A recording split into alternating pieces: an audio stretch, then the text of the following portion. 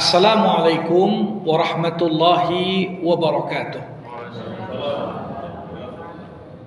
Alhamdulillahi rabbil alamin. Wa bihi nasta'in ala umurid dunya waddin. Summa salatu wassalam ala khairi man ba'athahu Allah rahmatan lil alamin. Sayyidil anbiya'i wal mursalin. Rasulullah Muhammad sallallahu alaihi wasallam wa ala alihi wa ashabihi ajma'in.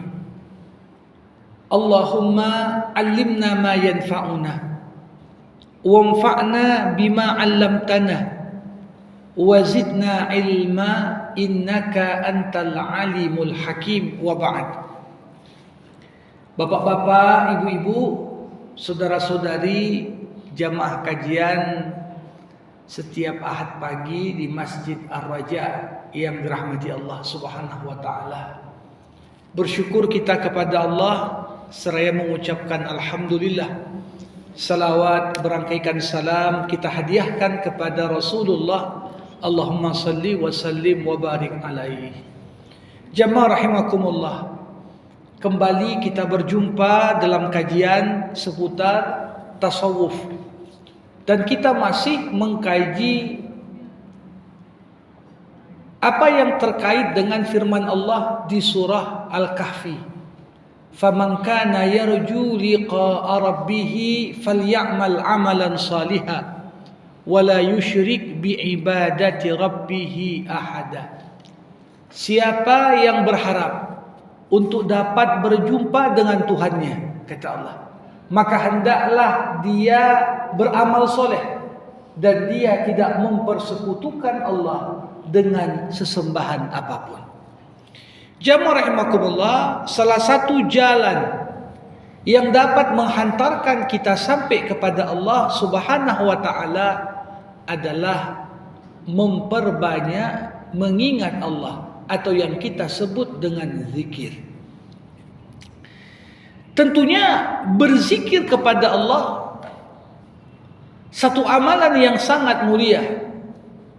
Bahkan dalam sebuah hadis yang diriwayatkan oleh Imam At-Tirmizi, juga disebutkan oleh Imam Malik dalam kitabnya Al-Muwatta, Rasulullah SAW pernah bersabda, "Ala ukhbirukum bi khairi a'malikum wa arfa'uha fi darajatikum wa azkaha inda malikikum wa khairul lakum minal wariqi wal dhahab wa khairul lakum min an talqaw aduwakum fatadribu a'naqahum wa yadribu a'naqakum."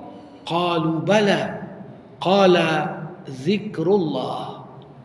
Rasulullah bersabda, tahukah kalian satu amalan yang merupakan amalan terbaik yang dapat kalian lakukan, kata Rasul. Amalan yang paling mengangkat kedudukan dan posisi kalian. Amalan yang paling mensucikan dan paling suci dan bersih di hadapan Tuhan kalian. Amalan yang lebih utama daripada kalian belanjakan emas dan perak. Amalan yang lebih baik daripada kalian berhadapan dengan musuh, kalian pukul leher musuh dan musuh memukul leher kalian. Ketika itu sahabat bertanya, amalan apa itu wahai Rasulullah?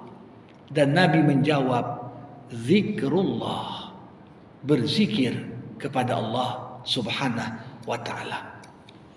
Jamaah rahimakumullah, sekilas hadis yang tadi diriwayatkan oleh Imam Malik dan Tirmizi menggambarkan kepada kita bagaimana amalan zikir ini amalan yang lebih utama daripada infak, lebih utama dibandingkan bahkan jihad, lebih utama dibanding banyak amal-amal lain yang selama ini kita anggap di antara amal-amal yang paling utama yang dapat kita lakukan di sisi Allah.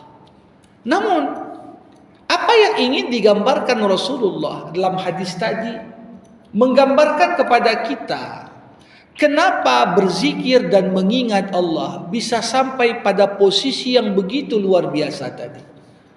Karena inilah amalan yang senantiasa dapat menyertai kita kapanpun dan dimanapun kita berada.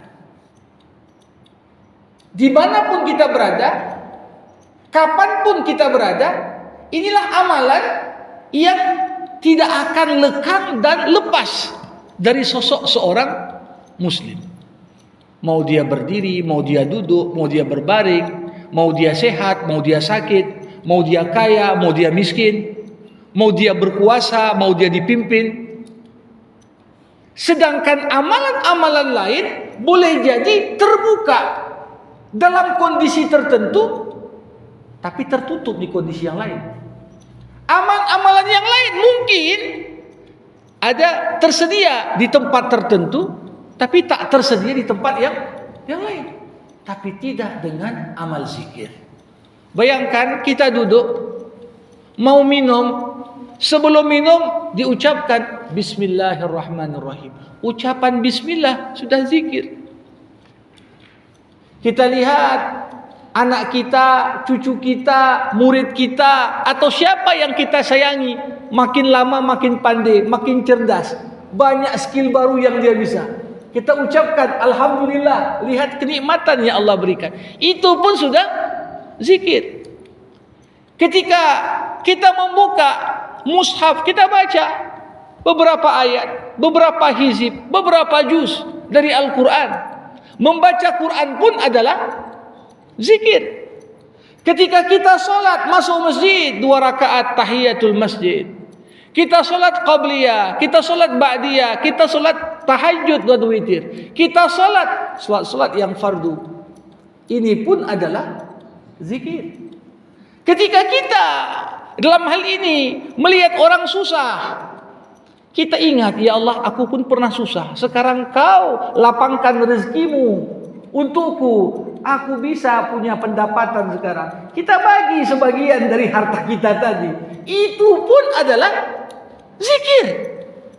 Ketika mengunjungi orang sakit, nampak dia tergeletak, tak mampu bahkan sekedar berdiri tegak.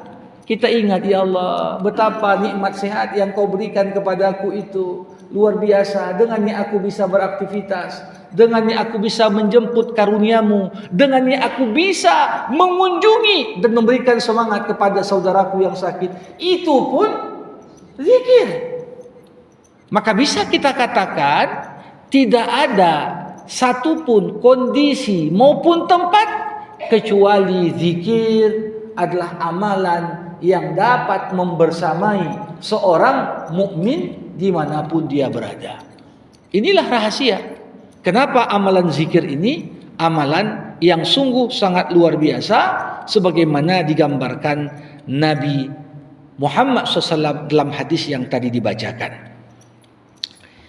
Jamaah rahimakumullah, kalau kita melihat kewajiban seorang muslim dalam konteks berzikir, bukan hanya sekedar kita diperintahkan berzikir, tapi penekanan yang disampaikan Allah di dalam Al-Quran adalah perintah untuk banyak berzikir.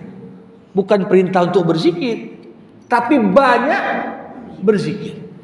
Ya ayyuhalladzina amanu dzkurullah dzikran katsira.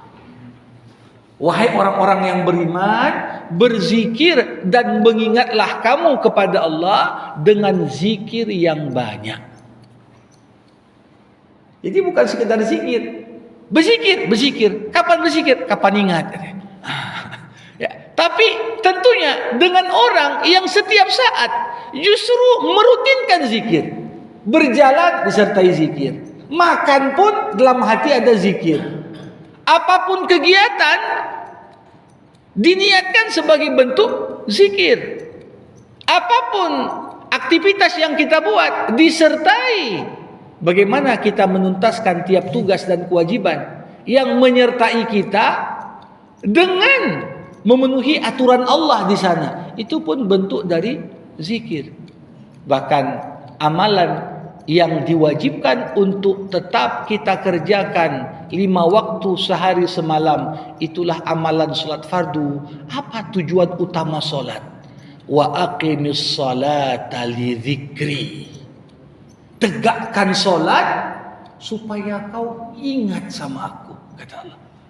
Jadi solat bukan sekedar gerak-gerakan, solat bukan sekedar bacaan-bacaan, tapi esensi dan tujuan akhir dari solat, bagaimana gerakan, ucapan, tuntunan yang kita ikuti dalam solat, di ujungnya harus mampu melahirkan kesadaran solat ini untuk ingat Allah. Ini makna zikrullah. Makanya jamaah rahimakumullah, yang menarik, Allah katakan wa aqimis salata li dzikri, dan di ayat yang lain wala dzikrullahi akbar. Berzikir kepada Allah dalam solat lebih besar keutamaannya dibandingkan mengingat Allah di luar solat. Itu makna wala dzikrullahi akbar. Artinya apa? Kau ingat Allah di saat engkau sedang melaksanakan solatmu, itu lebih besar keutamaan, keafdalan, ya, fadilahnya dibanding kau ingat Allah di luar solat. Ini tafsiran pertama. Tafsiran kedua, wala zikrullahi akbar, maknanya apa? Allah mengingatmu lebih besar dibandingkan kau mengingat Allah. Kita ingat sama Allah, hebat enggak? Hebat. Tapi lebih hebat lagi ketika Allah mengingatmu. Ketika Allah menyebut namamu, si fulan hambaku, dia solat. Dan tentunya banyak amalan yang membuat Allah menyebut nama kita. Solat salah satunya. Tidaklah berkumpul sekelompok orang di rumah Allah, mereka membaca ayat Al-Quran serta mengkajinya, kata Rasul, kecuali turun malaikat yang menaungi mereka dengan rahmat dan kasih sayang. Bukan hanya itu, Allah menyebut siapa saja yang hadir di majelis ilmu itu kepada malaikat yang ada di sisinya. Si fulan hadir kajian Ahad pagi di Ar-Raja, katanya. Walaupun tak ada absen, Allah nyebut nama kita. Wala zikrullahi akbar. Ai wala zikrullahi laka akbar min zikrika lahu. Ini salah satu tafsiran. Allah menyebut namamu karena kau solat, karena kau hadir di majelis ilmu, karena kau berzikir kepadanya, itu lebih utama dan lebih besar dibanding sekedar kau ingat Allah tapi Allah tak ingat padamu. Gimana Allah mau ingat kita? Kita pun tak pernah ingat Allah, kan begitu. Tapi ada tafsiran yang ketiga, wala zikrullahi akbar. Diartikan para ulama, hal terpenting dalam solat adalah momen ketika hamba ingat pada Allah. Maka kalau ingin kita maknai esensi khusyuk itu apa? Esensi khusyuk yang merupakan ruhnya solat. Kalau dikaitkan dengan ayat ini, maka hakikat khusyuk, orang yang solatnya khusyuk, sedetik pun dalam solatnya tidak ada sesuatu yang membuat dia berpaling dari mengingat Allah. Itulah makna hakikat dari khusyuk. Jadi jamaah rahimakumullah, berarti ketika kita membicarakan tentang zikir, bukan hanya sekedar berzikir, tapi banyak berzikir. Membaca Quran berzikir, hadir di majelis ilmu berzikir, solat adalah zikir. Mengawali setiap amalan yang baik dengan basmalah, itu adalah zikir. Mengakhiri setiap aktivitas kita dengan bacaan hamdalah, itu adalah zikir. Ketika nampak dan ingat karunia Allah, nikmatnya kepada kita, kita ucapkan, ya, Alhamdulillah atau subhanallah atau tabarakallah. Pujian-pujian bagi Allah. Itu semua adalah esensinya bagian dari zikir.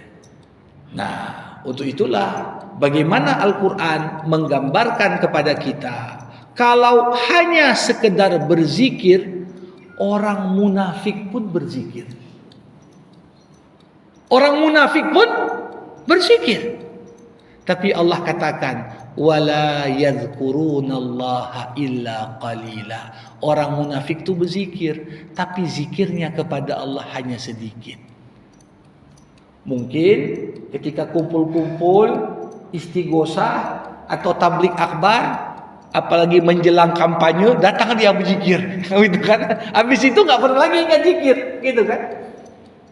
Jadi bukan berarti orang munafik itu meninggalkan zikir sama sekali, tidak. Berzikir dia, tapi yang membedakan mukmin sebenarnya dari orang yang keimanannya belum sempurna adalah pada konteks orang beriman berzikir kepada Allah dengan zikir yang banyak. Bapak Ibu jamaah rahimakumullah. Nah, kalau kita perhatikan bagaimana dalam Islam ada sebuah ukuran yang disampaikan Nabi dalam sebuah hadis. Hadis ini penting sekali menjadi ukuran bagi kita. Apa kata Rasulullah? Man aktsara zikrallah faqad bari'a minan nifaq. Wa man hamala hajatahu biyadihi faqad bari'a minal kibr. Wa man adda zakata malihi faqad bari'a minasyuh. Dikatakan ada 3 ukuran. Siapa yang banyak mengingat Allah, sesungguhnya zikir yang banyak tadi membebaskannya dari kemunafikan.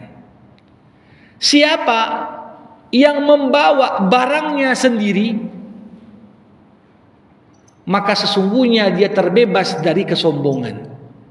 Siapa yang menunaikan zakat hartanya, maka dianggap dia terbebas dari sifat pelit.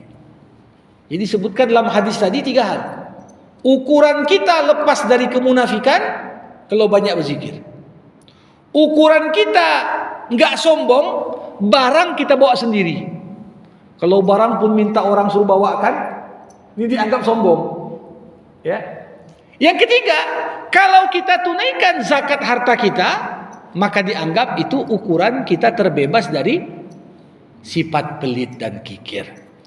Nah, jemaah rahimakumullah, satu poin penting yang diisyaratkan di dalam Al-Quran, zikir selalu dikaitkan Allah di dalam Al-Quran dengan falah. Falah artinya apa?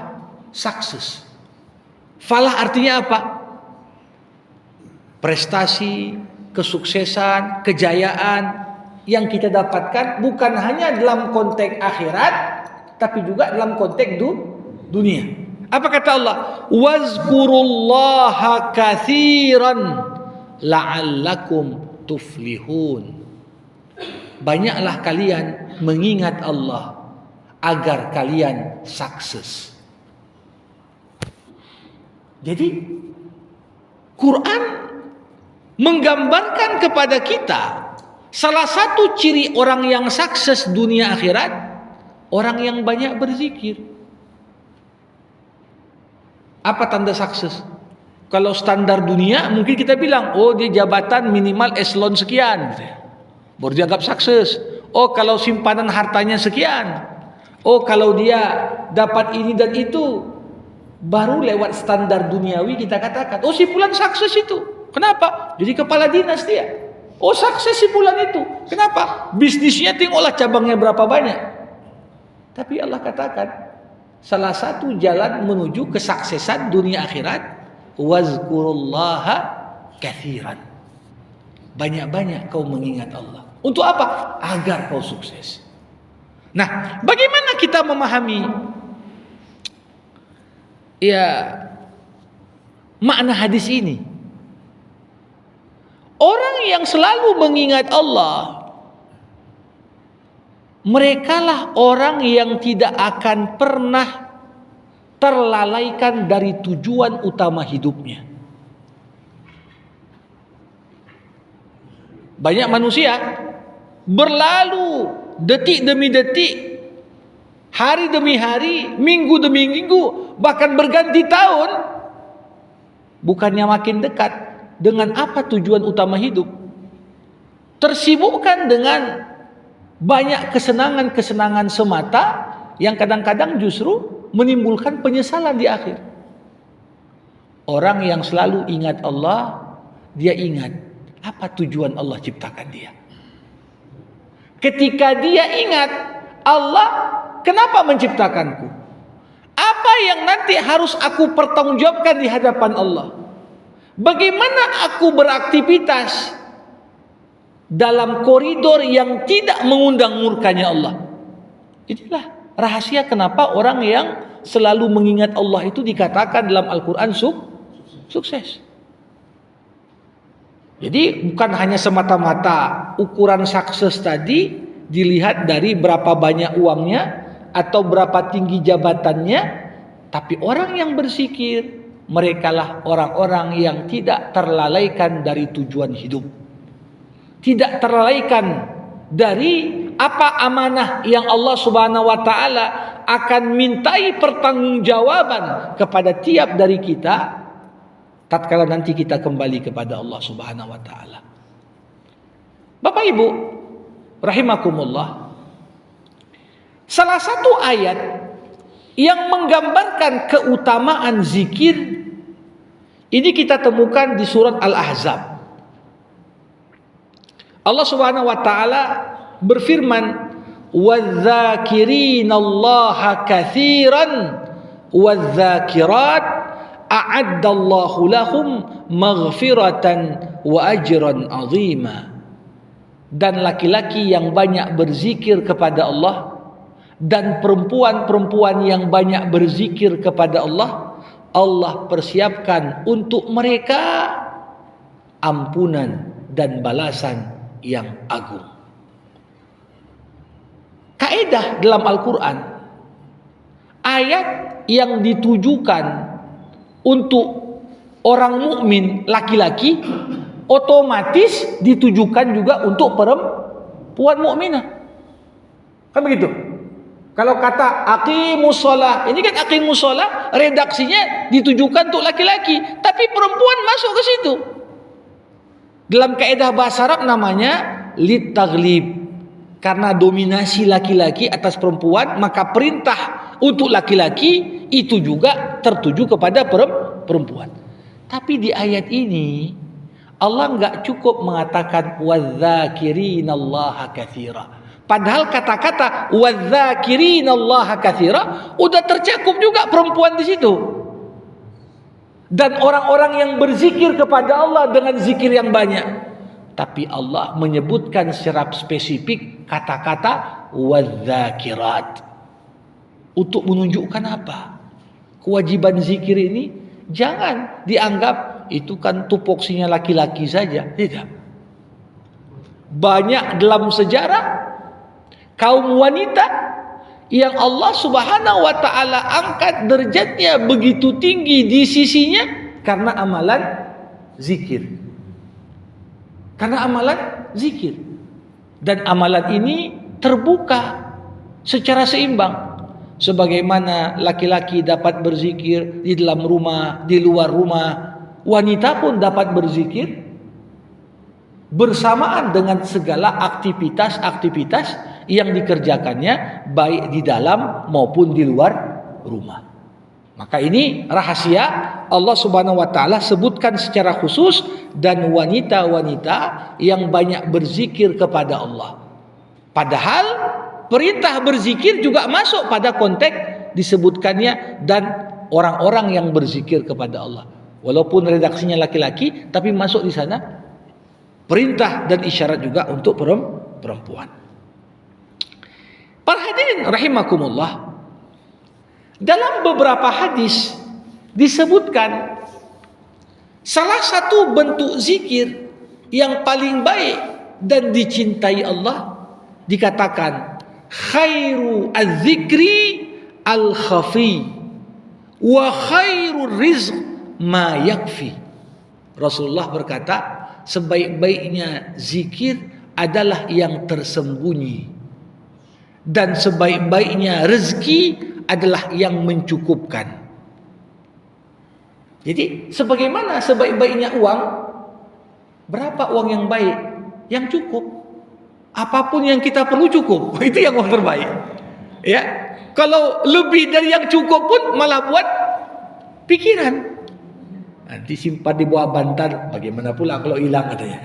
Tapi uang yang terbaik, rezeki yang paling baik, mau beli ini cukup, mau beli itu cukup, apapun hajat dan kebutuhan kita cukup. Maka dikatakan khairul rizqi ma yakfi.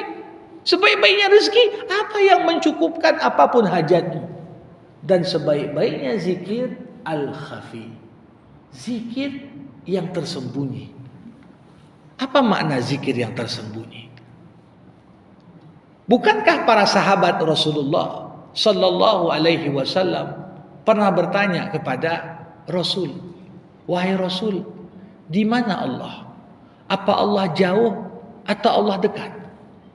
Kalau Allah jauh, kami tinggal memanggilnya dengan suara yang pelan. Kalau Allah dekat, biar kami memanggil Allah dengan berteriak. Turunlah merespon pertanyaan para sahabat tadi firman Allah di surah Al-Baqarah, wa idza sa'alaka ibadi anni fa inni qarib. Kalau hambaku bertanya kepadamu Muhammad, di mana aku dekat. Aku dekat. Ketika dia minta, bahkan ketika permintaannya itu pun diucapkan dengan suara yang berbisik-bisik, aku ingat, aku dengar, aku tahu apa yang dia minta. Bahkan kalaupun doanya itu doa yang tersembunyi, seperti doa Nabi Zakaria, idnada rabbahu nidaan khafiyya. Ingatlah ketika Zakaria berdoa kepada Tuhannya dengan penuh khafiyah, dengan penuh rahasia. Diartikan sebagian ulama, Nabi Zakaria bahkan berdoa dalam hati, ya Allah, rambutku udah penuh uban, tulangku sudah keropos, tapi sedikit pun aku tidak pernah putus asa dari menantikan ijabah-Mu atas doa-doaku. Ya Allah, berikanlah kepadaku keturunan yang saleh yang dapat melanjutkan misiku. Itu doa Zakaria. Tidak ada yang dengar kecuali Allah Subhanahu wa taala. Maka dari itu, sebagaimana doa adalah bagian dari zikir, doa itu bagian dari zikir, maka zikir yang paling baik dikatakan adalah al-khafi, yang tak tersembunyi. Justru zikir yang terang-terangan depan orang banyak ini kadang-kadang bisa menyelewengkan tujuan dan niat dari zikir. Dari yang seharusnya mengingat Allah, boleh jadi bagaimana setan itu bisa membelokkan niat dan motivasi yang mendorong hambanya untuk melakukan kebaikan-kebaikan dengan kita expose, dengan kita nampakkan, boleh jadi si fulan tuh suara zikirnya paling bagus dan itu, sehingga kemudian yang pada akhirnya amalan yang seharusnya itu menjadi sebaik-baiknya amal, karena tidak dilandasi oleh keikhlasan, bergeser niat menjadi amalan yang kedudukannya jauh dari apa yang seharusnya. Jemaah rahimakumullah, kalau kita perhatikan, berzikir seperti yang saya katakan tadi, kehidupan kita sehari semalam 24 jam semuanya berputar bersama dengan zikir. Kenapa saya katakan demikian? Kita lihat dalam surah Al-A'raf Allah berfirman, wazkur rabbaka fi nafsika tadarruan wa khifyah wa dunal jahri minal qaul bil ghuduwi wal asal wa la takun minal ghafilin. Ingatlah Tuhanmu pada dirimu, kata Allah. Kapan? Tadarruan, dengan cara kau merendah di hadapan Allah. Wa khifah, dengan cara apa? Tersembunyi, jangan kasih nampak sama orang lain kau sedang mengingat Tuhanmu.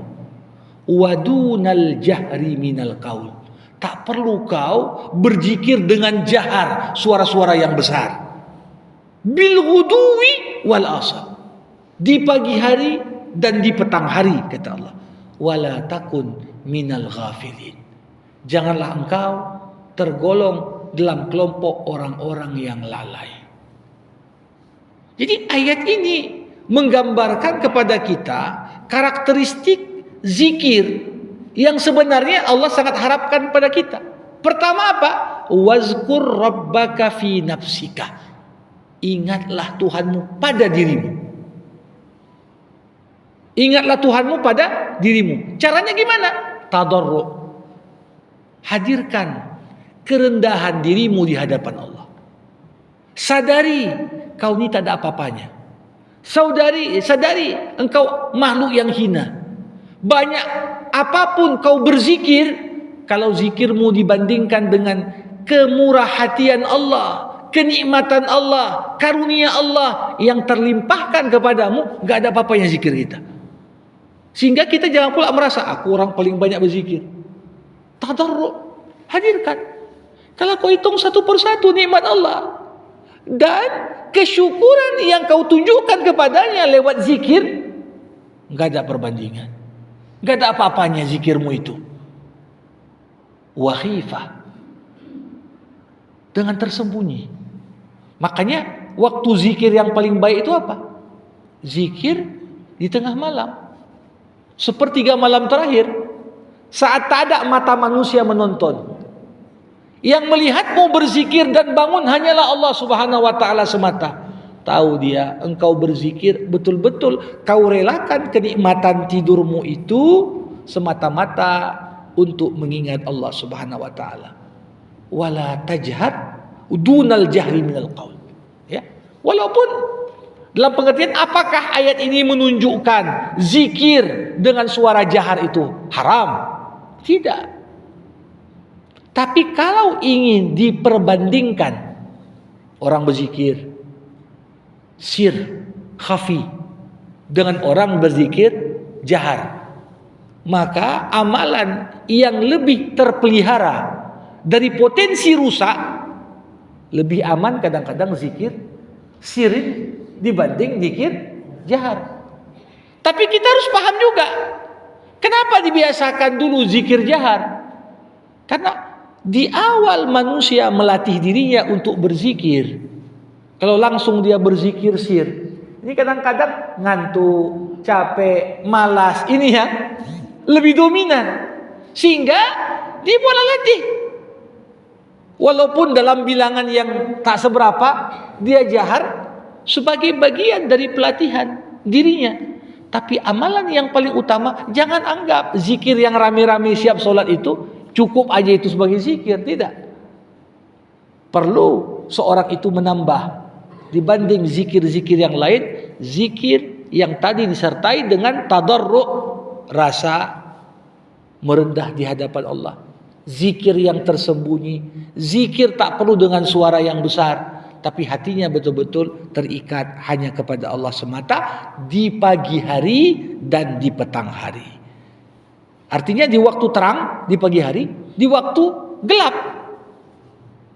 Mungkin zikir di pagi hari beda. Zikir dalam bentuk selain zikir mutlak, tapi zikir dalam bentuk apa? Ketika kita jualan dengan jujur, itu zikir. Ingat dia, kalau aku tipu ini Allah tahu. Itu zikir. Ketika dia kerjakan tugasnya sesuai tepat waktu, ya, tidak korupsi, tidak membuka untuk dapat ya pungli-pungli. Itu juga bagian dari bekerja sesuai dengan apa yang Allah amanahkan kepadanya, dia hadirkan. Itu bisa jadi bentuk zikirnya di waktu terang. Tapi di waktu malam bagaimana zikirnya? Di saat tidak ada mata yang melihat, disitulah air mata bercucuran, menyadari karena telah bermuhasabah apa yang sudah dilakukannya di waktu pagi dengan amalan-amalan yang mungkin dalam perhitungan dirinya masih banyak yang masuk dalam kategori wala takun minal ghafilin. Jangan kau tergolong dalam kelompok orang-orang yang lalai dari mengingat Allah Subhanahu wa taala. Ada ayat lain Allah katakan alladzina yadhkurunallaha qiyaman wa qu'udan wa 'ala junubihim wa yatafakkaruna fi khalqis samawati wal ard rabbana ma khalaqta hadza batila subhanaka faqina azabannar. Ini ayat cerita tentang ulul albab. Di surah Ali Imran Allah mengatakan penciptaan langit bumi, pergantian siang dan malam, terdapat tanda-tanda bagi orang yang mau berpikir. Apa itu? Siapa mereka ulul albab, orang yang berpikir tadi? Disebutkan, merekalah orang yang selalu mengingat Allah. Kapan? Qiyaman, ketika berdiri. Qu'udan, ketika duduk. Yang ketiga apa? Wa ala junubihim. Bahkan ketika berbaring pun ingat juga sama Allah. Para hadirin, ada nggak kondisi manusia di luar 3 kondisi tadi?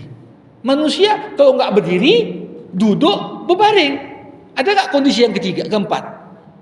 Nggak ada. Jadi ayat ini mengisyaratkan zikirmu ada zikir ketika kau berdiri, ada zikirmu ketika engkau duduk, bahkan ada zikirmu ketika engkau. Ya, ini yang kemudian menjadi pembahasan di kalangan para ulama dengan lahirnya banyak juga di kalangan beberapa tarekat tasawuf tertentu berzikir lewat menari misalnya. Sebagian kemudian mengaitkan kalau sekiranya ada zikir dengan menari, kenapa Allah nggak sebutkan misalnya?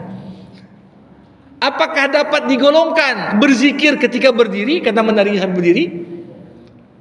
Tapi ini adalah potret gambaran. Tidak ada satupun kondisi dilalui manusia kecuali dia berdiri, dia duduk, dia berbaring, dan di ketiga kondisi ini Allah sebutkan orang-orang yang berpikir itu selalu ingat sama Allah dalam kondisi yang 3 tadi.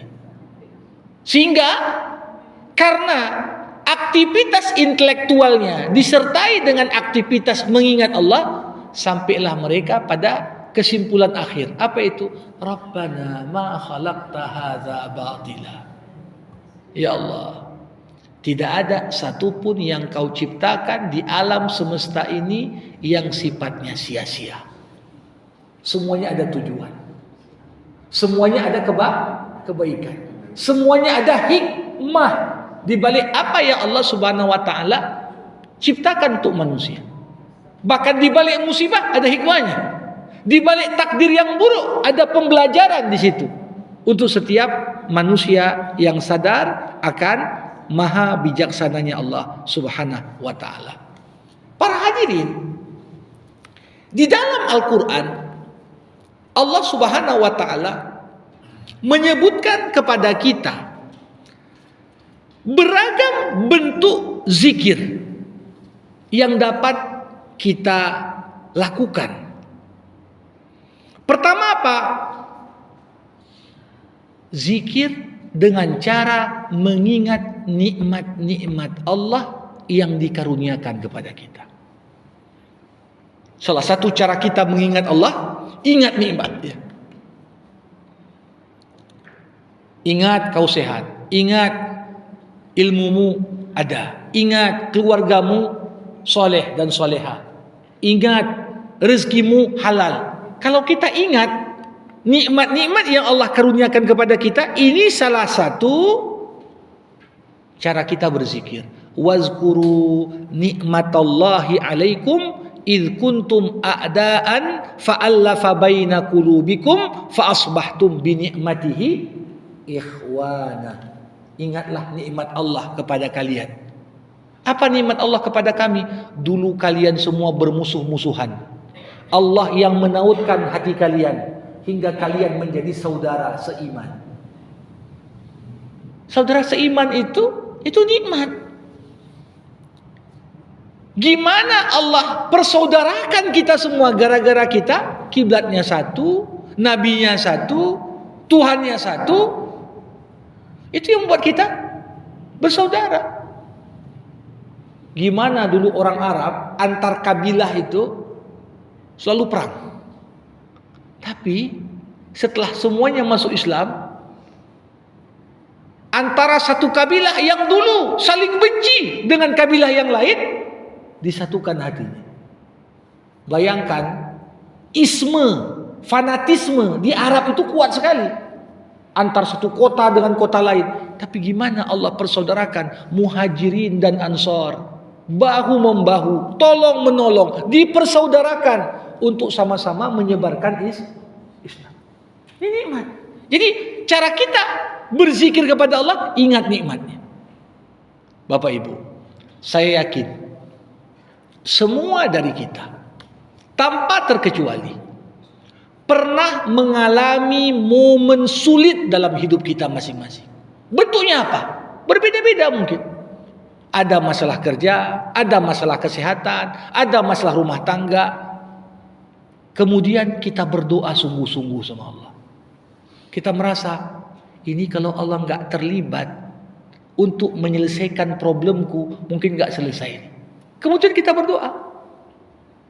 Seketika problem yang tampak begitu kompleks dan rumit, sulit ditemukan jalan keluarnya, sedikit demi sedikit Allah tuntun kita keluar dari problem itu. Di dalam Al-Quran Allah katakan, wazakirhum biayyamillah. Ingatkan manusia dengan hari-hari Allah tunjukkan tanda kekuasaannya. Jadi setiap dari kita punya ayyamullah, hari-hari Allah. Apa hari-hari Allah dalam hidupmu? Oh, dulu pernah aku nak tipu orang, hampir bangkrut, usaha mulai dari nol lagi, tapi kemudian ada yang bantu begini begitu. Siapa yang membukakan jalan bagimu sehingga kau bisa bangkit dari keterpurukan? Hari di mana engkau diselamatkan Allah, namanya ayyamullah, hari-hari Allah. Ada orang mungkin ke dokter, diponis oleh dokter, tak lama lagi usia ibu, tak lama lagi usia bapak. Menurut medis hanya sekitar berapa bulan lagi. Ternyata kemudian dia memperbaiki hubungannya dengan Allah. Dia bertobat dengan sungguh-sungguh sama Allah. Allah kasih jalan. Ketika di check up kembali, dokter pun terkejut. Kok dah hilang pak penyakitnya? Saya kira momen-momen seperti itu, kalau kita ingat kembali dalam hidup kita, itu salah satu bentuk zikir. Ini yang namanya wazakirhum biayyamillah. Ingatkan manusia dengan hari-hari Allah tunjukkan tanda kekuasaannya pada diri kita. Boleh jadi kita semua pernah mengalami masalah di rumah tangga, mungkin masalah dengan anak, atau masalah di pekerjaan dan lain sebagainya. Kita merasa ini gelap, ini nggak nampak jalan keluarnya kemana. Tapi di saat kita bangun tengah malam, ya Allah, selesaikan masalahku ya Allah, tunjukkan padaku jalan keluar. Dan Allah menuntun kita keluar dari masalah itu lewat cara yang tak pernah kita bayangkan sebelumnya. Dengan caranya Allah, bukan dengan kepengennya kita. Ingat kembali hari-hari Allah tunjukkan tanda kebesarannya itu. Itu juga bagian dari berzikir kepada Allah. Ini dia. Jadi berzikir pertama bentuknya apa? Ingat kembali nikmat yang sudah Allah berikan. Allah katakan dalam Quran, wazkuru idh kuntum qalilan fakatsarakum. Ingat, dulu kalian sedikit, sekarang Allah buat kalian banyak. Bandingkan Bapak Ibu, perang Badar, jumlah mujahid bersama Rasulullah 314 orang. Lawan 1000 lebih pasukan musuh. Doa Nabi sebelum perang, apa kata Nabi? Ya Allah, kalau jumlah yang sedikit ini mati semua terbunuh, tak tersisa yang menyembahmu di muka bumi. Tapi lihat, hanya hitungan 6 tahun berselang dari Perang Badar. Perang Badar tahun kedua Hijriah. 6 tahun berselang terjadi Fathu Mekah juga di bulan Ramadan. Masuk Rasulullah membawa 10.000 pasukan mengepung Mekah. Dari 314 hanya dalam 6 tahun menjadi 10.000. Itu sesuatu yang luar biasa. Ya. Kalau kita mau jujur, begitu juga. Ingat dulu uangmu masih sedikit sebelum nikah. Sekarang Allah kayakan engkau. Ingat ilmumu sedikit dulu sebelum kau belajar. Sekarang Allah berikan padamu ilmu yang bermanfaat. Ingat itu semua. Ini semua adalah bagian dari zikir. Yang kedua, jamaah rahimakumullah, apa yang kita perlu zikirkan Allah? Sebutlah nama Allah dalam segala urusan. Itu juga bagian dari zikir. Mau makan, bismillah, itu zikir. Selesai makan, alhamdulillah, itu zikir.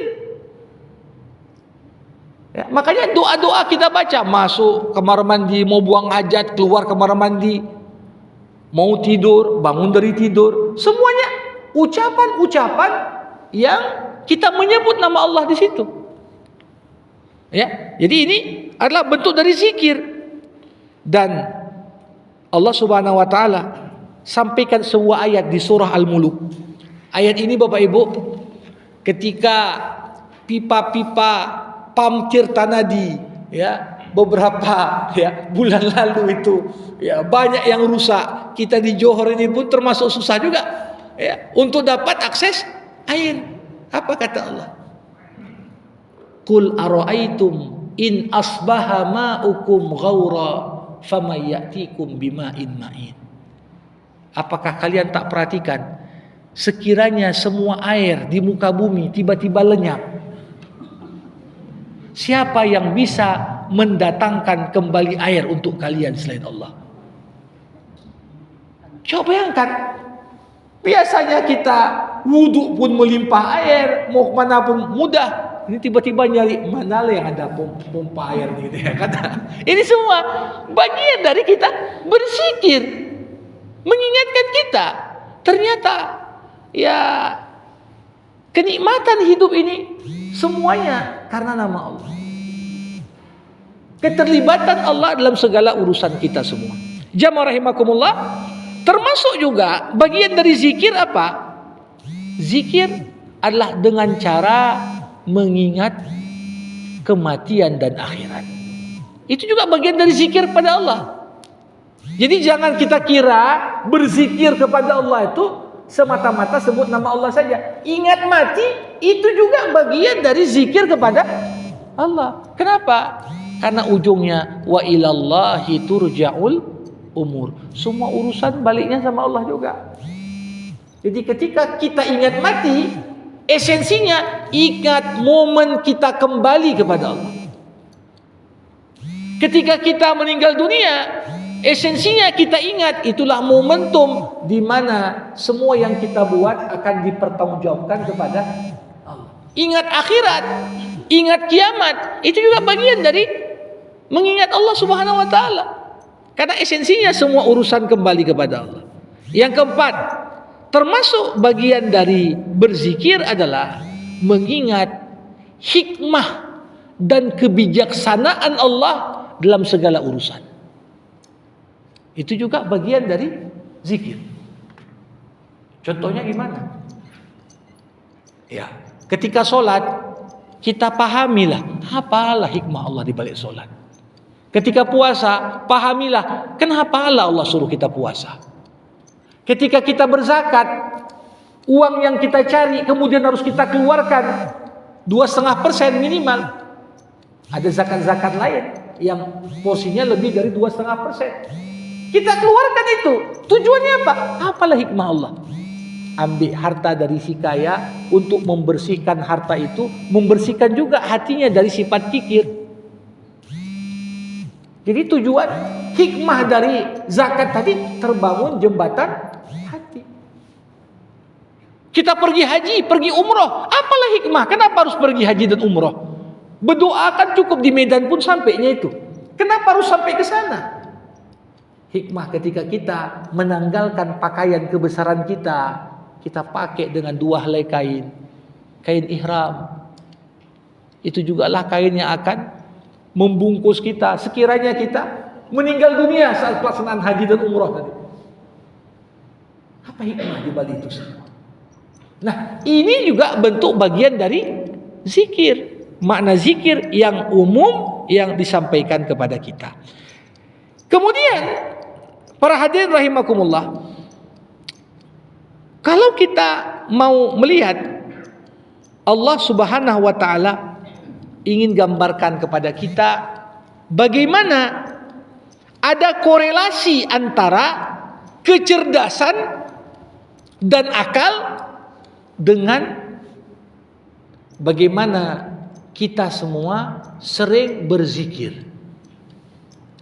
Jadi berzikir itu secara ilmiah pun terbukti justru untuk menguatkan orang, intelektualitas orang. Dulu orang nganggap untuk apalah solat, hingga seorang profesor dalam bidang otak ini menggambarkan posisi manusia saat sujud ini adalah posisi satu-satunya yang memungkinkan asupan darah dan oksigen ini betul-betul dapat terdistribusikan ke otak dengan baik. Kemudian digambarkan bagaimana dampak itu terhadap kecerdasan. Baru orang tersadar. Nah, ini begitu juga. Kita lihat isyarat dalam Al-Quran menggambarkan ada korelasi antara kecerdasan dan akal dengan keimanan. Digambarkan dalam sebuah hadis, arjahukum aklan asyaddukum lillahi hubban. Orang yang paling cerdas di antara kalian adalah orang yang paling besar rasa cintanya kepada Allah.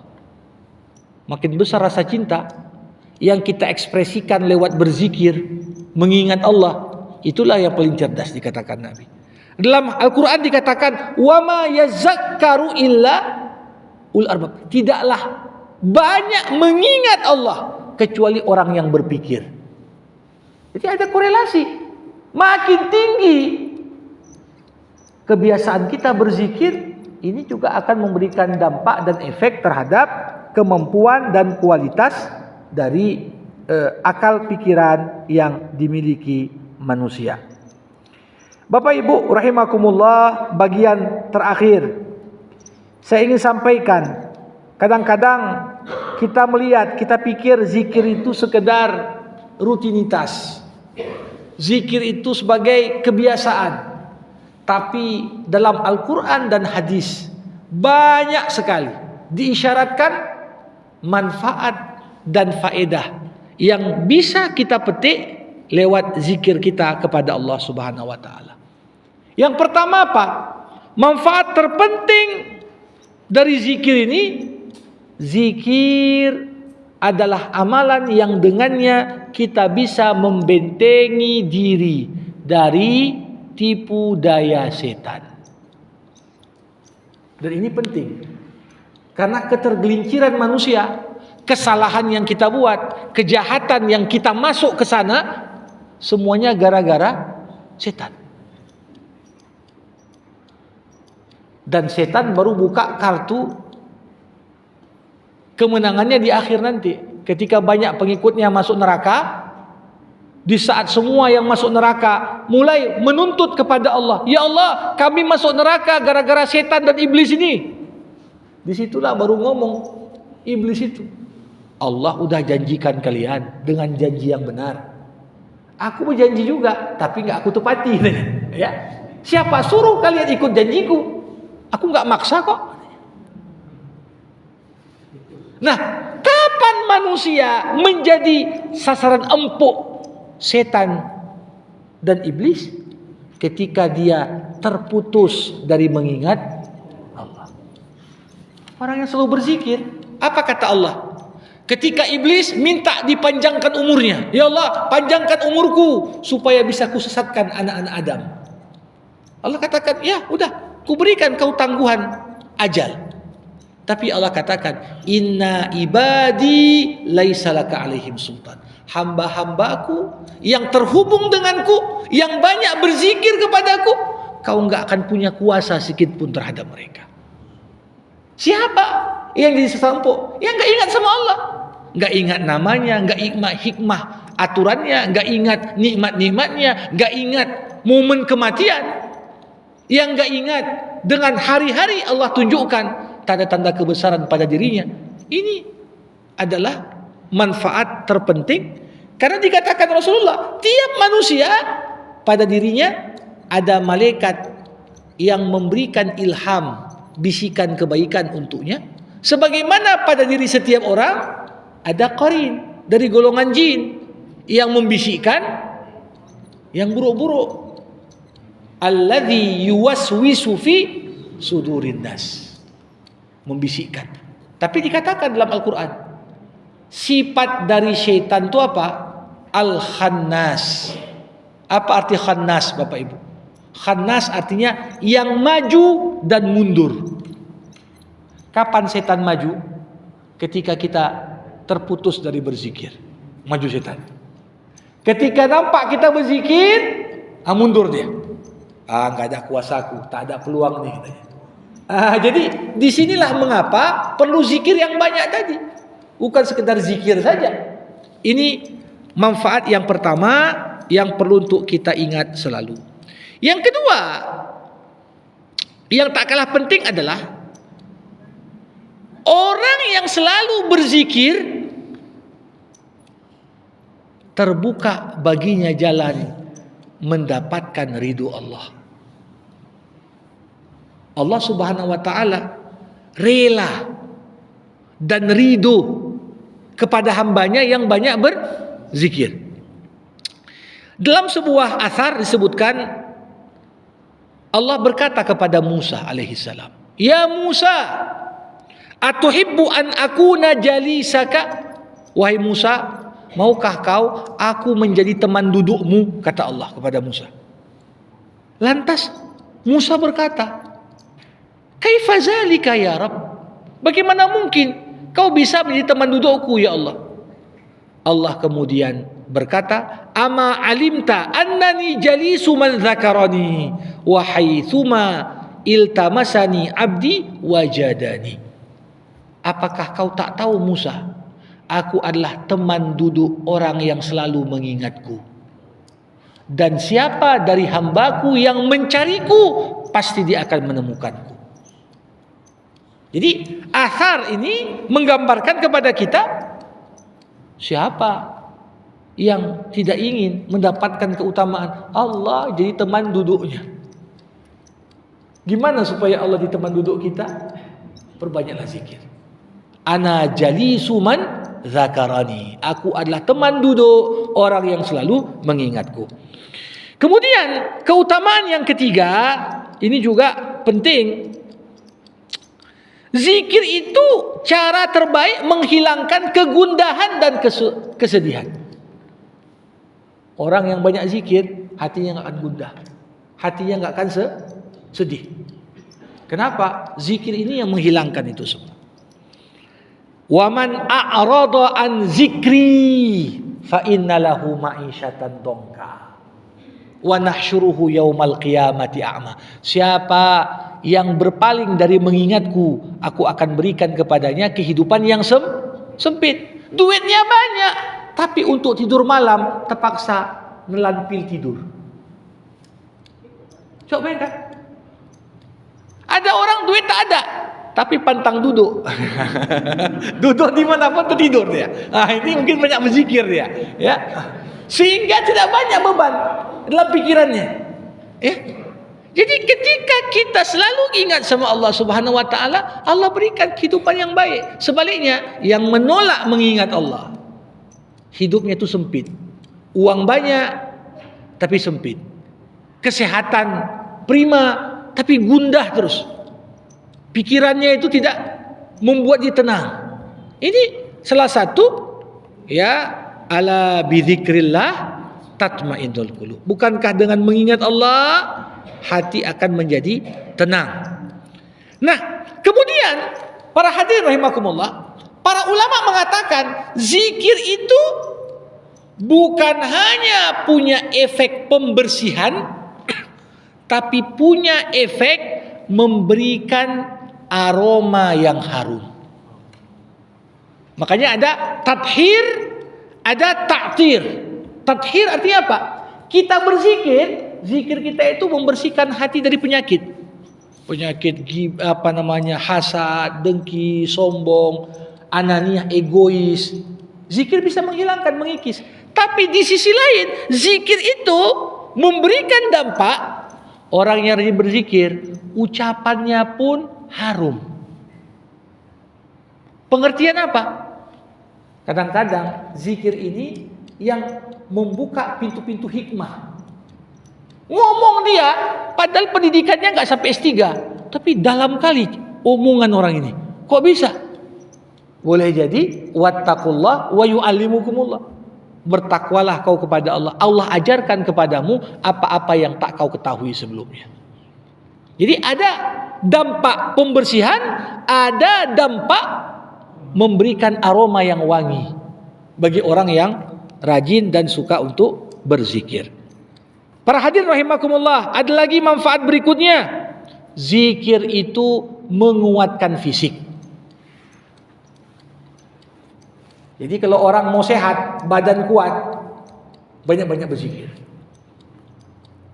Nah, saya waktu dulu masih SMA, asrama kami, waktu itu saya di Qatar, didatangi seorang syekh, di usia 90 tahunan umurnya waktu itu, jalan tanpa tongkat, mata belum pakai kacamata, telinga juga masih mendengar dengan jelas. Kami yang muda-muda ketika itu nanya, ya Syekh, apa rahasia kok kuat kali begini? Usia ada 96 tahun tapi masih kuat begitu. Apa beliau katakan? Man asya taqiyan asya qawiyan. Siapa yang hidup dengan nilai ketakwaan akan tetap kuat sampai akhir hayat. Nah, ini kita tahu semua. Kita tahu semua di antara sunnah saat sa'i, lari-lari kecil antara Safa dan Marwah. Itu kan ditandai dengan lampu hijau. Ada bagian di antara lampu hijau itu lebih cepat lagi kita berlari daripada sebelumnya. Ya, ini salah satu alasan kenapa Nabi lari-lari lebih kencang daripada di bagian lain dari mas'a tadi. Karena ternyata saat Rasulullah itu mau haji, ya, itu usia Nabi dah 62, udah mau 63 tahun, 62 menuju 63 tahun. Ketika itu Nabi tak mau ditengok oleh musuh-musuhnya, udah tua, udah lemah. Maka Nabi tunjukkan beliau masih berlari dengan kuat. Ya, jadi zikir pun menguatkan fisik. Makanya kalau kita perhatikan, jamaah rahimakumullah, kenapa zikir menguatkan fisik? Kalau kita mau jujur, kebanyakan penyakit-penyakit yang menimpa tubuh manusia berawal dari apa? Pikiran, gangguan mental. Nah, ketika mental terganggu, fisik pun ikut terganggu. Tapi kalau mentalnya terjaga, fisik pun juga akan terjaga. Ini salah satu alasan kenapa ya dikatakan bagaimana berzikir tadi menguatkan fisik. Yang keenam, zikir juga mengundang turunnya rezeki. Zikir ini mengundang turunnya rezeki. Jadi kalau seorang merasa udah capek kerja kok gini-gini aja, mungkin kurang zikir juga itu. Ya, tapi bukan berarti berzikir tak kerja. Ini juga salah. Ya, udah berzikir aja lah turun rezeki itu. Tidak. Karena bekerja kalau diniatkan karena Allah itu pun bagian dari zikir. Iya, iya. Ya. Jadi dulu Umar bin Khattab radhiyallahu an masuk ke Masjid Nabawi di waktu orang kerja. Nampak ada dua pemuda berzikir aja situ. Umar nanya, "Kalian berdua nggak kerja?" "Enggak. Ada abang kami yang biaya hidup kami." Kalau begitu abang kalian lebih mulia dari kalian. Jadi artinya ada waktu-waktu implementasi zikir yang bukan berdiam di masjid, tapi dalam bentuk. Makanya ini salah satu persimpangan. Banyak kemudian orang ngaku bertasawuf dan bertarekat menyimpang pada akhirnya. Ketika ajaran tasawuf yang seharusnya mengingatkan orang dekat sama Allah, menegakkan kebenaran, justru terjadi perang, dia malah sibuk berzikir saja, nggak ikut. Tapi justru siapa garda terdepan, orang-orang yang mengusir penjajah? Itu orang-orang yang tasawufnya benar, karena dia paham. Ya, bukan berarti berzikir habis itu nggak berjuang, tidak. Maka saya selalu katakan, zaman sekarang sebagaimana kita membutuhkan orang yang siap mati di jalan Allah, kita juga membutuhkan orang yang siap hidup di jalan Allah. Pengertian siap hidup apa? Ya perlu juga muslim itu buka pabrik, tapi dia jalankan pabrik itu kapan waktu sholat istirahat. Jangan muslim disiapkan yang siap mati saja, yang siap hidup nggak ada. Ini bahaya juga. Ya, karena kita juga perlu kekuatan ekonomi. Muslim yang berjualan punya banyak toko perlu juga. Tapi gimana tokonya itu beda dengan toko-toko yang dimiliki non muslim? Kenapa? Diucapkan salam, pelayanan prima, begitu juga mungkin waktu sholat ada. Ini kan kadang-kadang kita saking dominannya aturan di luar Islam, maka begitu kita sampai kepada aturan Islam, kita terkejut. Orang pergi misalnya waktu sholat Jumat, ya mau ngisi minyak di Aceh, tutup semua galon. Terkejut ya, kok tutup ini? Kan gini-gini. Padahal memang Allah mengatakan wazarul bai', kan gitu. Karena kita terbiasa. Oh, enggak, Jumatan pun terbukanya toko-toko semua. Hingga yang menerapkan Islam, kita malah merasa asing. Nah, ini yang seperti saya katakan tadi, orang yang hidup di jalan Allah ini, artinya dia laksanakan aktivitas duniawi disertai dengan kaidah zikir kepada Allah. Ini yang kita juga butuhkan. Para hadirin, termasuk di antara yang manfaat zikirnya apa? Zikir melahirkan rasa terawasi. Sebagaimana puasa membuat kita terawasi. Dalam kamar mandi pun tak mau kita teguk air tu. Gak ada orang pun kita merasa Allah Maha melihat. Zikir pun melahirkan muraqabah. Jadi orang berzikir tapi korupsi misalnya. Ini ada yang salah di zikirnya nih. Karena zikir itu membuat dia terawasi. Tak ada pun KPK mengawasi, Allah kan Maha melihat. Nah, ini. Kemudian, jamaah rahimakumullah, zikir melahirkan rasa kedekatan kepada Allah. Rasa dekat. Kita enggak merasa Allah itu jauh. Kemudian zikir dikatakan menghilangkan dari hati kebosanan dan rasa tidak senang. Kita lihat Bapak Ibu, banyak penyimpangan-penyimpangan yang terjadi sekarang. Orang itu kenapa lahir kawin sejenis, nikah sejenis? Karena orang menganggap udah bosan nikah dengan lain jenis gitu ya. Mau coba yang baru katanya, kan gitu kan? Kenapa makan begini? Udah bosan dengan yang lama. Jadi ketika hati ini kosong dari mengingat Allah, muncul rasa bosan yang membuat kita menyimpang. Kenapa dari penyimpangan? Karena hati kosong dari zikir. Sehingga kita cenderung dan condong kepada yang aneh-aneh. Dan yang paling penting adalah zikir menyelamatkan kita dari siksa Allah, sebagaimana zikir sebab Allah turunkan pemberian yang banyak untuk kita. Nah, ini sudah banyak sekali hal yang disampaikan tadi terkait masalah zikir ini. Ya, saya kira kita cukupkan untuk majelis materi kita sampai ini. Saya buka kesempatan Bapak Ibu yang mau bertanya, berkomentar terkait zikir sebagai jalan menyampaikan kita sampai kepada Allah. Silakan bagi yang mau bertanya. Ya, Pak.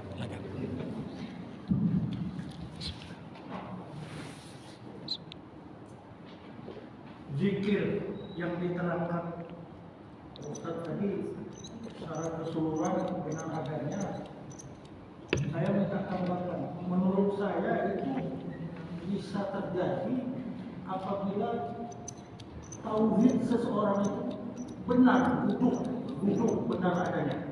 Yang kedua, kita sudah seperti yang diuraikan tadi secara sembunyi, tapi kita nggak bisa menginginkan dari mata masyarakat dan sebagainya. Sebab apa? Kita masih dituduh munafik. Apa ini? Kita nggak ke masjid, munafik. Yang sebenarnya dia nggak tahu. Ini bagaimana sebenarnya? Ya, ya. Baik, para hadirin rahimakumullah. Banyak hal-hal yang kalau kita lakukan disampaikan Rasulullah itu adalah indikator keimanan. Apabila kau melihat seorang bolak-balik masuk masjid, maka persaksikanlah dia sebagai seorang mukmin. Nah, jadi kita pun tak boleh dalam hidup ini memposisikan diri kita di posisi tertuduh. Gak pernah kita ke masjid misalnya, ya. Atau satu sisi, walaupun berzikir kita di rumah, gak pernah kita ikut berzikir bersama yang lain. Ini kan membuat posisi kita tertuduh. Dibilang pula, ini Wahabi mungkin nih, nggak pernah mungkin. Padahal mungkin berzikir dia. Ya, makanya saya katakan tadi, apakah berzikir secara jahar salah? Tidak. Itu bagian dari pelatihan kita. Tapi kalau dibandingkan zikir yang sir ini yang disebutkan dalam hadis maupun dalam ayat Quran, itu yang lebih terjaga dan terpelihara dari menyimpang dari tujuan berzikir itu sendiri. Nah, makanya pernah saya sampaikan juga, salah satu bentuk zikir ini kan istighfar. Rabi'ah Adawiyah, seorang tokoh wanita dari golongan tabi'in, itu bahkan pernah berkata, istighfaruna yahtaju ila istighfarin akhar. Banyak kali istighfar kita yang sebenarnya membutuhkan istighfar baru. Kenapa? Karena istighfar itu masih disertai dengan kelalaian. Mulutnya ngomong astagfirullahaladzim, tapi pikirannya kemana-mana. Itu saja sudah bentuk kelalaian. Nah, jadi mungkin lidahnya mengucapkan Allah Akbar, Allah Akbar, Allah Akbar, tapi sisi lain pikirannya kemana-mana, kan begitu. Sehingga yang lebih kadang-kadang memelihara kita jadi menyimpang dari bentuk-bentuk zikir tadi yang baik, tadarruan wa khufyah wa dunal jahri minal qaul, dikatakan. Ingat Allah pada dirimu dengan merendah kepada Allah, dengan tersembunyi, tak perlu dengan dunal jahri, dengan cara yang berjahar. Ya, tapi dengan sir. Nah, ini yang kadang-kadang untuk tahapan bagaimana zikir yang banyak bisa memberikan dampak lebih dalam pada diri kita, ini yang perlu kita rutinkan di luar zikir jahar yang sudah kita biasakan. Nah, jadi bukan yang udah berjalan kita tinggalkan, tapi tambahi. Saya nggak katakan udahlah karena tahu zikir sir lebih baik berarti nggak usah lagi zikir jahar di masjid. Enggak, tambahan di luar zikir itu. Kenapa? Karena yang diminta zikir yang banyak. Nah, yang sudah ada lanjutkan. Tapi yang kurang tambahkan.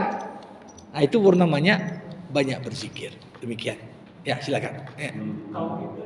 Ya, berkaitan tentunya tauhid dalam makna mengenal Allah Subhanahu wa taala, dalam makna ma'rifatullah ini, berma'rifatullah. Ya, jadi orang yang kenal sama Allah, mengesakannya, ini yang pasti dampaknya zikirnya itu akan lebih mengena. Ya, tapi kalau seorang sholat pun, puasa pun, zakat pun, kalau nggak dilandasi tauhid, ya nggak kena juga. Sesuai dengan tujuan dan hikmah di balik perintah Allah itu sendiri. Silakan. Waalaikumsalam warahmatullahi wabarakatuh. Yang pertama tentang metode zikir. Jadi banyak usaha mengatakan metode zikir macam. Ya. Di antaranya metode zikir yang saya tahu Ya. ada secara lisan Hmm. diucapkan, ada secara sir atau hati juga, Hmm. ada secara pikiran. Jadi ada tiga macam. Ya. Gimana nilai? Ada Ya, ya. pikiran, Ya. apa lisan, Baik. hati. Kemudian juga Baik. bilangan. Ada bilangnya banyak. Ya. Ada bilang sedikit. Hmm. Ya. Kemudian kalau bilangnya kan tergantung juga apanya, teksnya. Hmm. Kalau teksnya la ilaha illallah mungkin lebih sedikit dibandingkan dengan Allah. Ya. Bagaimana? Ya. Itu juga etika. Etikanya dia bisa katakan ada dengan suara besar, suara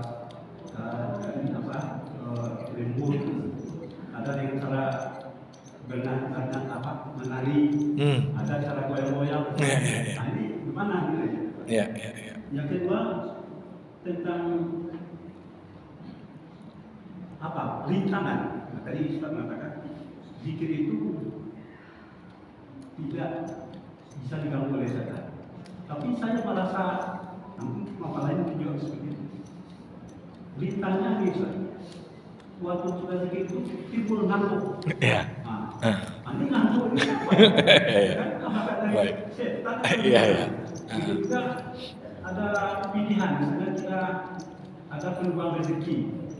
Kalau kita ambil, tentu saja rezeki kita berkurang. Iya, iya. Nah, jadi bagaimana nih? Ya, ya, Rezeki ya. kita sudah cukup sebenarnya. Ya, ya, ya, ya. Tapi ada peluang rezeki kita dapatkan. Ya. Apakah kita ambil atau tidak?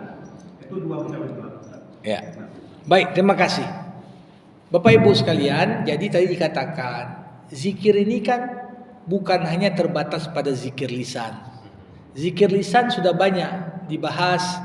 Kita mengucapkan nama-nama Allah yang indah, kalimat-kalimat thayyibah. Ini bentuk zikir. Ada zikir dengan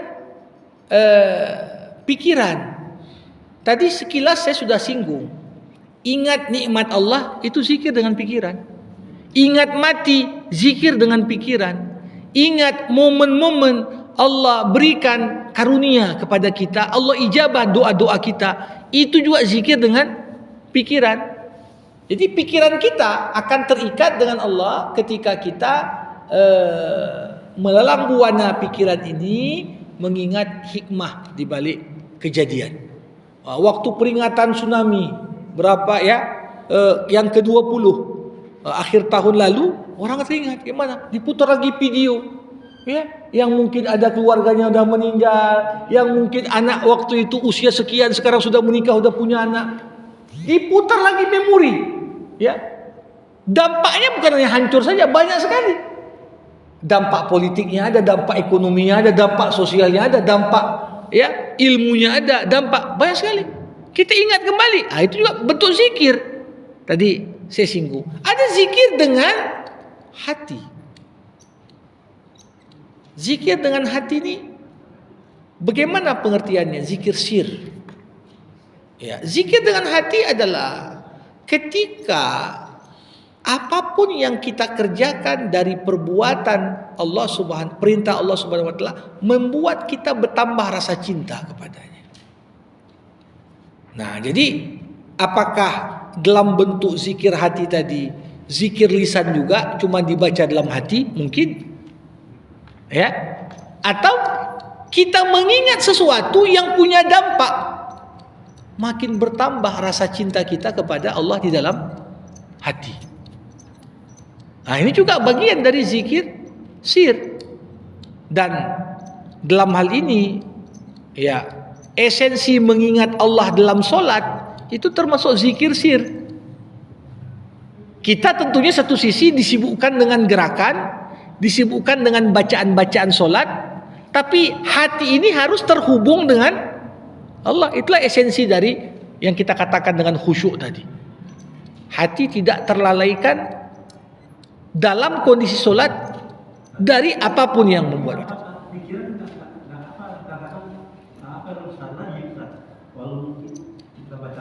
Ya. pikiran juga lari. Ya, saya tidak pungkiri itu. Ini berkaitan juga dengan jawaban pertanyaan kedua. Ya, kadang-kadang makanya dikatakan Nabi oleh Nabi itu apa? Orang kadang-kadang dapat khusyuk dalam solatnya hanya 9/10. Ada yang 1/10. Ada yang dilipat dipukulkan, Ya. ada yang dilipat dipukulkan ke muka. Ya. Jadi dalam hal ini kenapa? Ya karena kadar tadi itu. Medan perang kita melawan setan termasuk dalam solat. Medan perang kita dengan setan termasuk zikir. Kenapa datang ngantuk? Ya begitu juga. Tapi ketika kita mampu mengalahkan setan di situ, tidak mampu setan lagi mendekat. Apa bukti? Orang yang sudah, ya, artinya zikir itu sudah memang terjawantahkan pada dirinya, seperti dikatakan Nabi kepada Umar, tidaklah kau lewat satu jalan kecuali setan pilih jalan lain. Ini artinya apa? Ah, sia-sia aja jumpa Umar nih, gitu ya. Nggak bisa kita. Ya, tapi kalau di awal-awal masih mau mencapai derajat wazakirinallaha katsiran, ya masih tahapnya masih berat lah. Awal sedikit ngantuk, awal sedikit lapar, awal sedikit sibukan, iya ada kerja itu masuk duit, akhirnya kita tinggalkan. Jadi itulah pada tahap awal bagaimana meneguhkan hati. Makanya kita melihat jamaah rahimakumullah, itu orang-orang yang sudah terbiasa zikir. Zikir itu bukan waktu senggang, tapi dijadwalkan dia. Kalau nggak selesai zikir, aku nggak gerak ke sana. Tapi kalau zikir masih tak waktu, lagi nggak ada kerjaan nih, berzikirlah. Begitu telepon, dia ada kerjaan nih, udahlah ganti dulu lah. Kenapa? Masih dianggap ngisi waktu kosong, belum terjadwal dia zikir itu. Ini juga kaitan. Memang ada beberapa hadis Rasulullah SAW menyebutkan angka-angka tertentu untuk zikir. Misalnya ketika putrinya Fatimah Az-Zahra mengadu sama Rasul, bilanglah sama menantumu Ali supaya berikan pembantu untukku, capek kali ngerjakan pekerjaan rumah, menggiling tepung dan lain sebagainya. Rasulullah sadar menantunya Ali yang nggak sekaya Utsman, nggak sekaya Umar dan yang lain. Tahu Rasulullah Ali memilih hidup zuhud.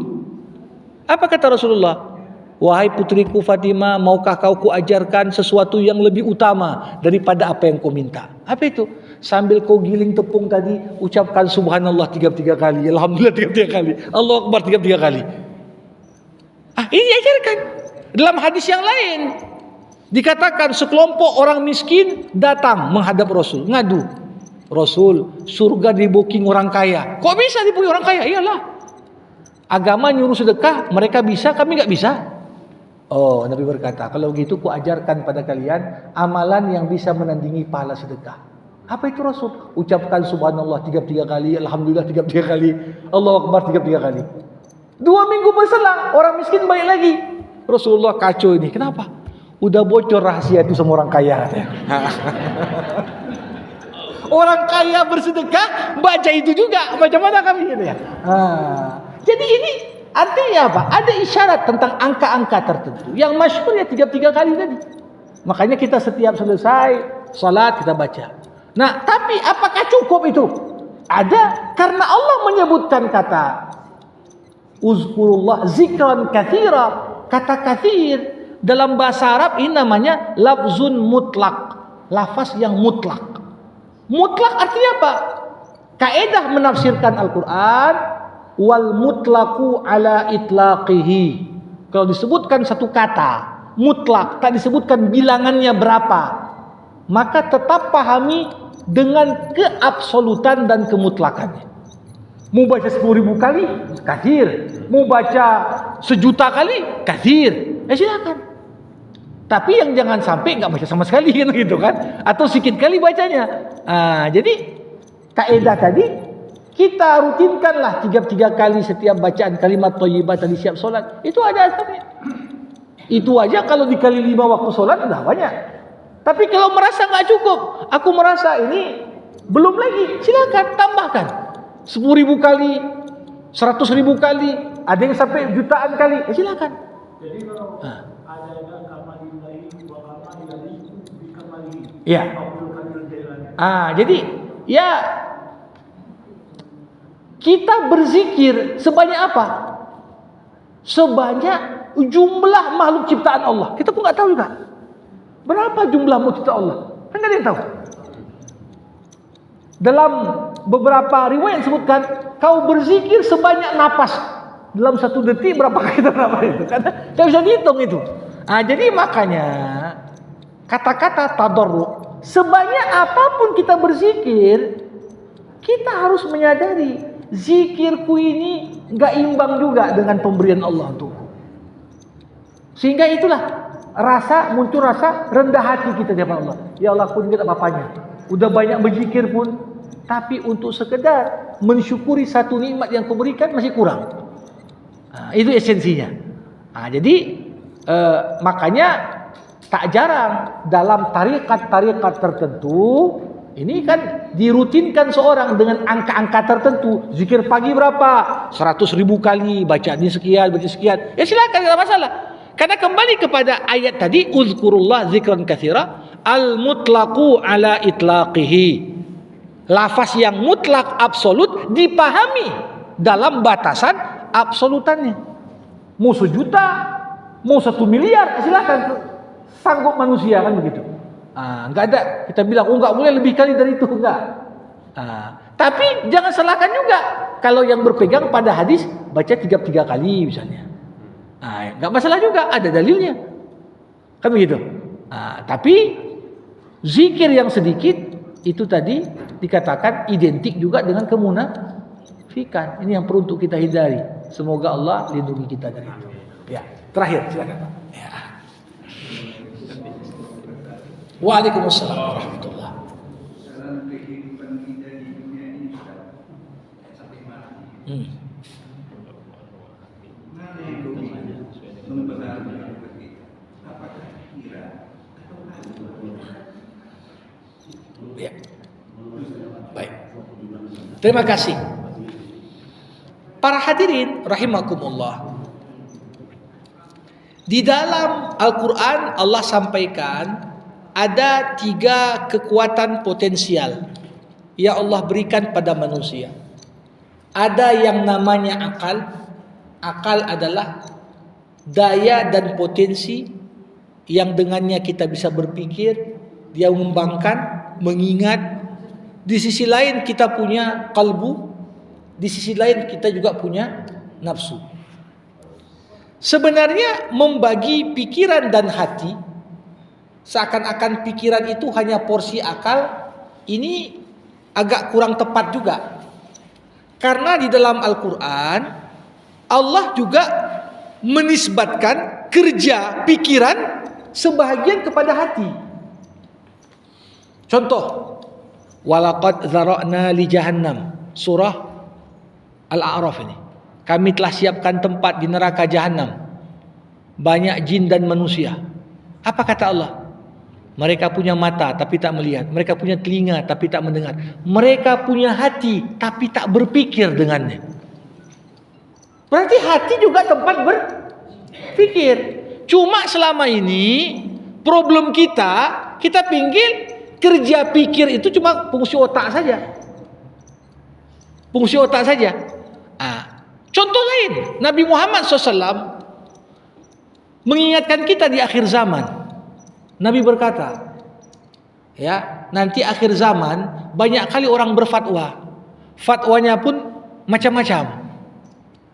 Ada fatwa yang betul, ada fatwa yang tak betul. Ketika kau bingung mau milih mana di antara fatwa yang banyak tadi, Nabi berkata, tanyakan pada hati kecilmu. Berarti hati juga punya peran untuk berpikir. Nah, problem kita gimana? Problem kita adalah ketika kita memisah antara aktivitas pikir dengan zikir. Itu problem kita. Seakan-akan yang berpikir jarang berzikir.